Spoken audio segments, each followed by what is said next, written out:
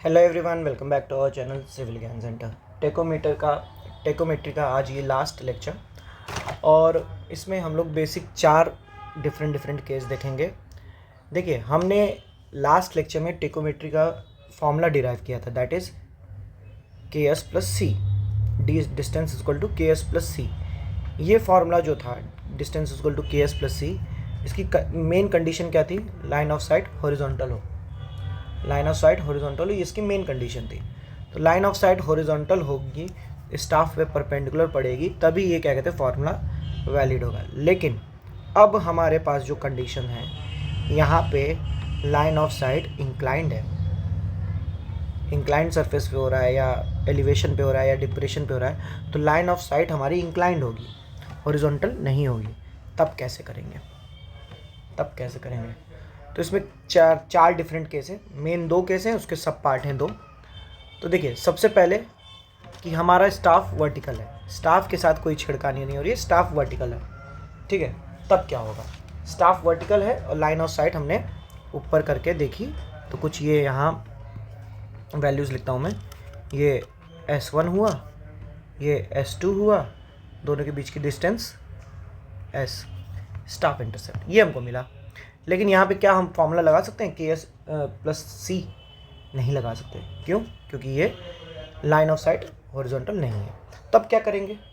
तब हम करेंगे कि लाइन ऑफ साइट हॉरिजॉन्टल नहीं है, लेकिन हम इस रीडिंग जो हमारे पास एस रीडिंग आई है, इस रीडिंग को हम क्या इसके परपेंडिकुलर नहीं कर सकते? इस लाइन के ये जो हमारी लाइन ऑफ साइट है, इसके परपेंडिकुलर नहीं कर सकते? हाँ जी, कर सकते हैं। जैसे फॉर एग्जांपल, ये हमारी लाइन ऑफ साइट थी, ये हमारी लाइन ऑफ साइट थी, ये हमारी क्या कहते हैं इतने दूर की रीडिंग है एस, इतनी रीडिंग। तो अगर हम इसको इस पॉइंट के अबाउट थीटा घुमा दें, इस पॉइंट के अबाउट थीटा घुमा दें, तो ये जो हमको रीडिंग मिलेगी, ये अगर हम इसको थीटा घुमा दें, तो ये जो रीडिंग मिलेगी, ये वाली लेंथ इसके परपेंडिकुलर होगी, इस लाइन ऑफ साइट के परपेंडिकुलर होगी कि नहीं होगी? होगी। तो चलिए घुमाते हैं किसी और कलर से, हरा ले लेते हैं, ठीक है। तो मैं मान लेता हूँ कि ये कुछ इस प्रकार से घूमी,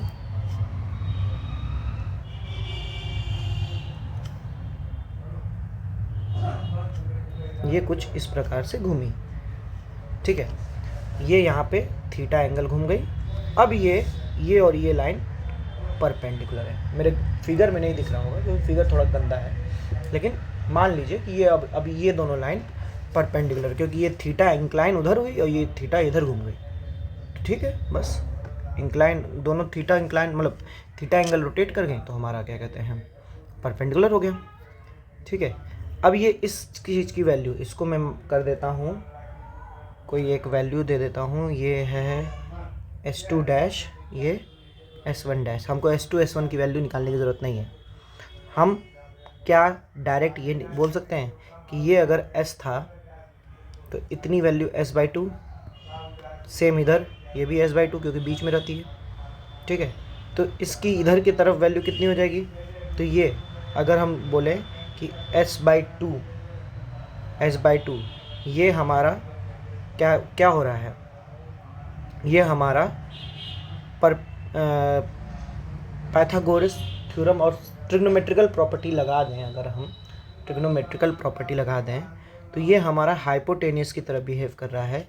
ये वाला हमारा हाइपोटेनियस की तरह बिहेव कर रहा है, और ये परपेंडिकुलर, क्योंकि ये परपेंडिकुलर तो ये और ये भी परपेंडिकुलर, तो ये और ये परपेंडिकुलर है, तो ये हमारा हाइपोटेनियस की तरफ बिहेव कर रहा है। तो ये वाली वैल्यू कितनी हो जाएगी? ये वाली वैल्यू हो जाएगी S/2 cos थीटा। सिमिलरली ये वाली वैल्यू भी कितनी हो जाएगी? S/2 cos theta. ये दोनों की वैल्यू आ गई, तो हमको टोटल वैल्यू यहाँ पे कितनी मिल गई? S cos theta. तो मैं बाकी सारी चीज़ें हटा रहा हूँ, केवल S cos थीटा लिख रहा हूँ। अगर आपको नहीं समझ में आया है, वीडियो पीछे करिए, फिर से देखिए कि क्या है ये, ठीक है। चलिए, अब मैं बाकी वैल्यू हटा रहा हूँ, सीधे फाइनल वैल्यू लिख रहा हूँ यहाँ पे। फाइनल वैल्यू लिख रहा हूँ, that is S cos theta. तो ये इसकी वैल्यू निकल के आ गई, ये पूरी की एस कॉस थीटा। अब हमको परपेंडिकुलर इंटरसेप्ट की वैल्यू मिल गई है, तो हम लेंथ निकाल सकते हैं। लेकिन क्या वो लेंथ इस डी के बराबर होगी? क्या वो लेंथ इस डी के बराबर होगी? नहीं भाई, अभी भी वो लेंथ इस डी के बराबर नहीं होगी। वो लेंथ बल्कि इस चीज़ के बराबर होगी। अगर हम देखें तो इस डिस्टेंस के बराबर होगी, क्योंकि ये एक्सिस में हम लोग क्या कहते हैं, कैलकुलेशन कर रहे हैं। तो अब हम अगर यहाँ पे फॉर्मूला रखेंगे k इंटू ये s की जगह s cos theta plus c, ये जो है वो ये लेंथ निकलेगी। क्यों? क्योंकि जो हमारा फॉर्मूला है वो हॉरिजॉन्टल लेंथ निकाल रहा था, मतलब लाइन ऑफ साइट के पैरेलल वाली लेंथ निकाल रहा था। तो यहाँ पे लाइन ऑफ साइट के पैरेलल वाली लेंथ निकली है जब हम लोग फार्मूला यूज़ किए तो, ठीक है। तो लाइन ऑफ साइट के पैरेलल लेंथ निकल गई L इक्वल टू के एस कॉस थीटा। तो चलिए कुछ चीज़ें लिख लूँ पहले मैं, कि हमको L मिल गई, ठीक है, ग्रीन हटाओ, ब्लू पकड़ो। हमको L मिल गया। L मिल गया क्या? के S cos theta plus C, ये L मिल गया हमको। अब हमको चाहिए D। तो अब आप थोड़ा सा इस ट्रायंगल में देखिए, मैं बनाने की कोशिश करता हूँ। ये हुआ ये वाला लाइन ऑफ साइट, फिर ये P Q, ये, तो इस ट्रायंगल में देखें, तो इस ट्रायंगल में देखेंगे तो हमको ये हमको लाइन ऑफ साइट के पैरेलल L लेंथ मिल चुका है। ये हमारा D है, ये कुछ भी है, ये अभी छोड़ दो इसको। तो हमको ये पता है कि लाइन ऑफ साइट कितना एंगल रोटेट हुई थी, थीटा। यहाँ पे अब इसमें क्या कहते हैं, ट्रिग्नोमेट्रिक प्रॉपर्टीज़ लगाए हैं। तो क्या हम ये लिख सकते हैं, D equal to L cos theta, क्या लिख सकते हैं? सोचिए। और ये वर्टिकल डिस्टेंस है, वर्टिकल डिस्टेंस को क्या लिख सकते हैं, V equal to L sine theta, क्या लिख सकते हैं? सोचिए। और नहीं सोच पाए तो दोबारा वीडियो पॉज करके पीछे देखते हैं। क्या, एक बार मैं फिर से बता ही दे रहा हूँ यहाँ पे ही, कि ये हमारा एक ट्रायंगल बनता हुआ दिख रहा है, ये हमारा, जिसमें हमको ये वाली लेंथ पता चल गई है L, ये वाली लेंथ हमको पता चल गई है L। तो हमको ये और ये मिल जाएगा पाइथागोरस की मदद से, L पता चल गया है और एंगल पता है थीटा। तो L कॉस थीटा हो जाएगा D, L साइन थीटा हो जाएगा V, ठीक है। तो हमको D मिल गया। D मिल गया क्या? D equal to L cos theta, L की वैल्यू रख दीजिए। तो L की वैल्यू क्या थी? L की वैल्यू थी K into S cos theta plus C।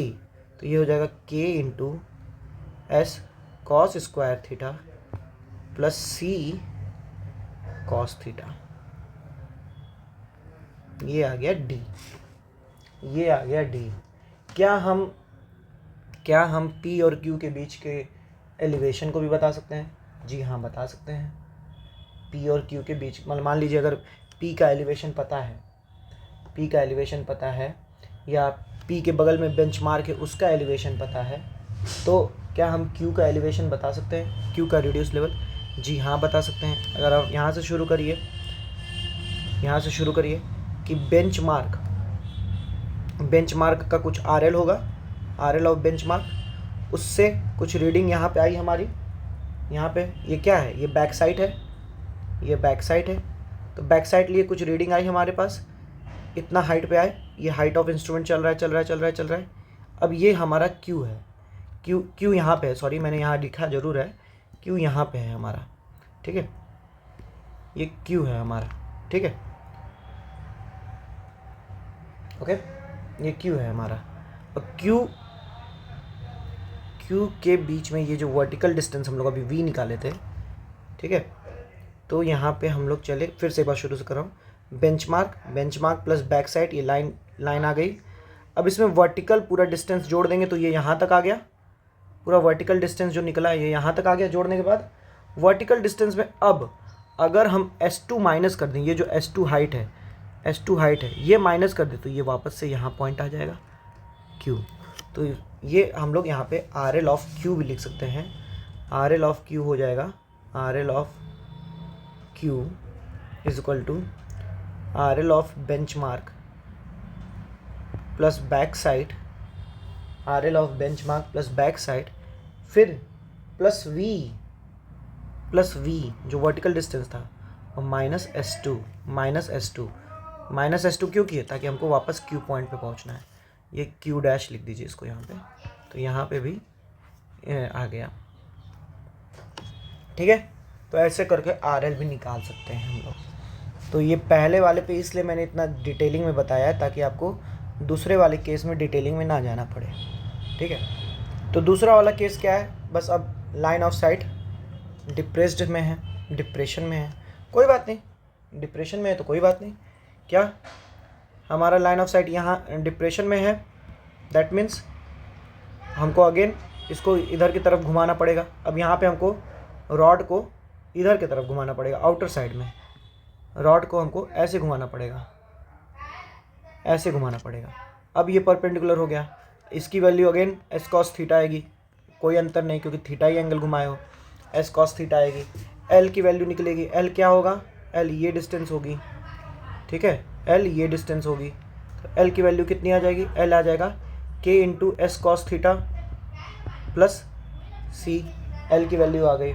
ठीक है, अब अगेन इसमें ऊपर की तरफ बनेगा ट्रायंगल, बस और कोई अंतर नहीं है, ऊपर की तरफ बनेगा ट्रायंगल, और कुछ बात नहीं है कि ये डी, ये वर्टिकल डिस्टेंस, ये डी, ये एल, और ये थीटा नीचे की ओर है। तो डी कितना हो गया? डी अगेन वही फार्मूला, सेम चलेगा एकदम, बस अंतर कहाँ आएगा वो मैं बताता हूँ। D is equal to L cos theta, V is equal to L sine theta. D की वैल्यू आ गई कितनी? डी की वैल्यू आ जाएगी, एल की वैल्यू रख दीजिए K into S cos square theta plus C cos theta. तो डी की वैल्यू में कोई चेंज नहीं, चेंज आएगा आर एल ऑफ क्यू में। क्यों? आर एल ऑफ क्यू अब यहाँ पे कैसे नापेंगे? बेंचमार्क का R L plus back side, ये बैक साइड आई, अब ये लेंथ यहाँ तक आ गई, फिर इसमें ये जो यहाँ तक की दूरी है ये वर्टिकल डिस्टेंस, अब इसको माइनस करेंगे, अब यहाँ पे वर्टिकल डिस्टेंस माइनस करेंगे। ठीक है, अब प्लस माइनस S2 करेंगे। ठीक है, तो दो बार हमें दोनों माइनस करना पड़ेगा, वर्टिकल डिस्टेंस तो माइनस ही करना पड़ेगा, साथ में S2 को भी माइनस करना पड़ेगा। ठीक है, सो इन दिस वे क्या कहते हैं हम लोग यहाँ पे कैलकुलेट करेंगे। S2 मतलब नहीं, S बोलूँ मैं, S यहाँ पे भी S कर दो इसको, क्योंकि S2 तो ऊपर वाला रीडिंग है, ये सेंटर के अबाउट जो रीडिंग है ये, ये S डैश कर लो क्योंकि S तो है, तो यहाँ पे S डैश। ठीक है, तो अब यहाँ पे S डैश, ओके, तो आर एल ऑफ क्यू हो जाएगा, R L of benchmark plus backsight minus vertical distance minus S dash. ठीक है, सेंटर पॉइंट पे जो एस की वैल्यू है वो एस डैश। ठीक है, अब आगे बढ़ते हैं। अब देखिए तीसरा केस, अब जो है स्टाफ नॉर्मल नहीं, स्टाफ क्या कहते हैं, वर्टिकल नहीं है, स्टाफ को घुमाया गया है, ऐसा घुमाया गया है कि लाइन ऑफ साइट के वो परपेंडिकुलर हो जाए, नॉर्मल हो जाए। तो हमारे लिए तो बहुत अच्छी बात है, लाइन ऑफ साइट के परपेंडिकुलर हो जाए, नॉर्मल हो जाए, तो ये इससे अच्छा हमारे लिए क्या हो सकता है? कुछ नहीं, हमको ये वैल्यू आराम से मिल जाएगी, हमको यहाँ से यहाँ तक की दूरी आराम से मिल जाएगी, यहाँ से यहाँ तक की दूरी आराम से मिल जाएगी। ठीक है, दैट इज़ एल डिस्टेंस, क्योंकि अब हमारा स्टाफ खुद घुमाया गया है, तो यहाँ हमको जो एस कॉस थीटा करना पड़ रहा था वो करने की ज़रूरत नहीं है। तो यहाँ एल की वैल्यू जो हो जाएगी सिंपल के एस प्लस सी हो जाएगी, के एस प्लस सी, ये बीच वाला मान लेते हैं एस डैश है, ये S2, ये S1, total staff intercept S। ठीक है, तो अब यहाँ पे हमारा L की वैल्यू निकालने में कोई चिंता नहीं होगा, L हो जाएगा के एस प्लस सी। ठीक है, अंतर क्या आएगा वो देखिए अब यहाँ पे हम ये नहीं कह सकते कि D इक्वल टू केवल L कॉस थीटा, नहीं कह सकते। क्यों नहीं कह सकते, उसका कारण है। डी हमारा क्या है, डी है हमारा पूरा यहाँ से लेके यहाँ तक की दूरी डी। लेकिन अगर हम एल कॉस थीटा लेंगे तो वो केवल इतनी दूरी मिलेगी, यहाँ तक की दूरी। इतनी दूरी कहाँ गई, इतनी दूरी मिलेगी एस डैश कॉस थीटा से, इतनी दूरी मिलेगी एस डैश कॉस थीटा से, ये वाला इसका projection S dash cos theta. L cos theta यहाँ तक मिलेगा, एल कॉस थीटा, और यहाँ तक एस डैश कॉस थीटा।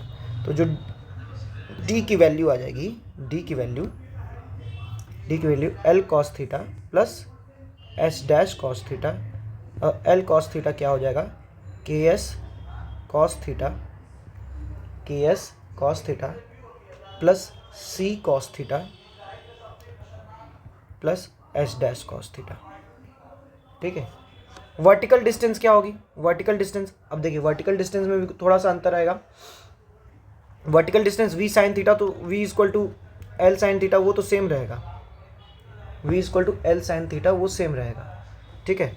अब यहाँ पे हमको कुछ चीज़ें करनी पड़ेंगी। क्या, आर एल ऑफ क्यू जब निकालेंगे, are L of Q, are L of Q, Q कहाँ पे है, क्यू यहाँ पे है, ये तो यहाँ दिख रहा है क्यू डैश है, क्यू यहाँ पे है। तो आर एल ऑफ क्यू निकालने के लिए क्या करना होगा, बेंचमार्क का आर एल, बेंचमार्क का आर एल, उसमें बैक साइड जोड़ेंगे, बैक साइड जोड़ेंगे, फिर वो लाइन यहाँ चलते आई चलते आई चलते आई।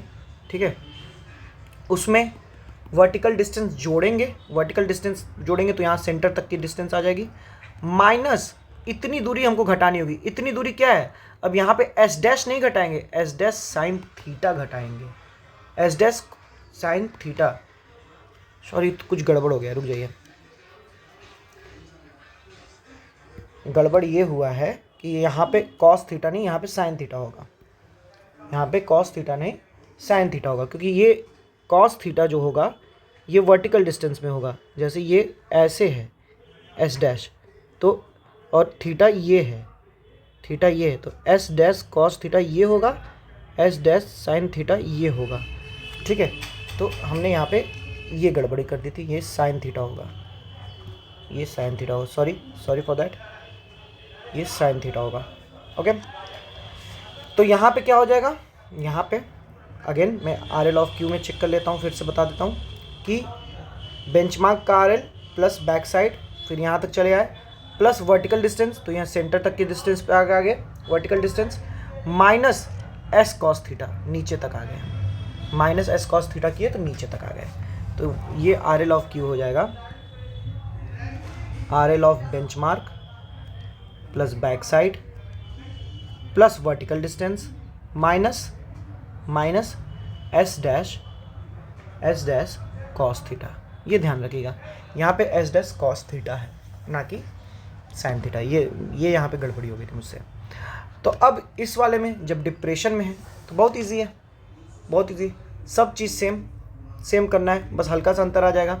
क्या, हमारा डिस्टेंस जो है डी यहाँ से लेके यहाँ तक का है, यहाँ से लेके यहाँ तक का है, और जो एल हम लोग नापेंगे, एल नापेंगे जो हम लोग, वो हम लोग यहाँ से लेके यहाँ तक की डिस्टेंस नापेंगे। सॉरी थोड़ा गंदा हो गया, यहाँ से लेके यहाँ तक की डिस्टेंस नापेंगे सेंटर पॉइंट के बहुत।